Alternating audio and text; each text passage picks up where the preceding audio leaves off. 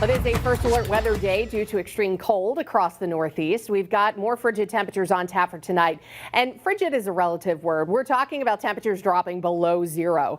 Now, that is not in any way unprecedented across Western Mass. We know this. But, once it starts getting that cold, there's definitely a concern out there for frostbite, for hypothermia, and, any other kind of cold weather related issues. You're having problems with your cars getting started, pipes freezing, all of that. So nothing is up as far as advisories for the valley because wind will be calm tonight. But even the lightest breeze pulls wind chills way down when temperatures are already below zero. Wind chills approaching 15 to as much as 20 below zero across the eastern slopes of the Berkshires, and then wind chills potentially approaching 25 below zero across the Berkshires. So cold weather advisories are back up. Now, we are seeing those all over the eastern half of the U.S. I mean, they extend down into central Florida. Different criteria, of course, for the Deep South, but still, that's impressive.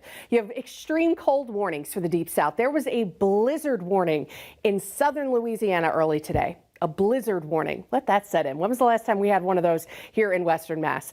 Current temperatures are very cold with teens extending throughout New England into the mid-Atlantic, 20s down into the Carolinas, teens out toward Louisville, single digits both above and below zero for Chicago up through Green Bay. And that's not even factoring in the breeze. So the Great Lakes region, Chicago 18 below for a current wind chill, 21 below in Green Bay. What's more impressive though, a wind chill of 12 in Atlanta, a wind chill of 23 in Raleigh, 22 in DC. So yeah, it's cold where it's supposed to be cold, but it's also cold where it's typically not that cold.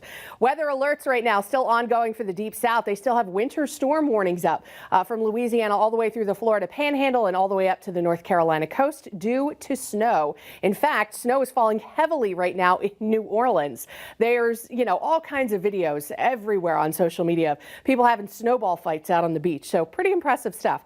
Looks like Tallahassee, Florida, about to get hit with some heavy snow too. Meanwhile, the Northeast is completely dry. We have clearing skies expected for later on tonight. Once the skies clear out, that's when temperatures start to plummet. 11 p.m. we're around zero, and then by tomorrow morning we are way below it. I wouldn't be surprised if we see 10 below across a good portion of the valley tomorrow morning, and it'll certainly feel like it in the Berkshires. Plenty of sunshine tomorrow will bring us back into the teens for the afternoon, but that's as warm as we get.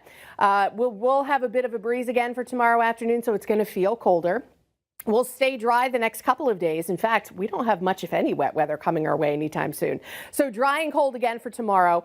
By Thursday, breezes begin to increase out of the south. That southerly wind direction makes a difference. It'll start bringing in some slightly milder temperatures, and that is all relative this time of year. Friday is also looking a bit more seasonable. Wind chills, not really too much of an issue because, again, we don't have a lot of wind coming our way. Temperatures and wind chills will be easier to handle as we head into the weekend. And you can see just looking at the actual temperature, tonight and tomorrow is the worst of it. Then we go into Thursday, 26. Not bad. 30 for Friday and Saturday, also not that bad. Sunday is going to be downright balmy with a high of 38, but we could see a rain or snow shower. And then next week, temperatures look like more of a roller coaster. Chris, back to you.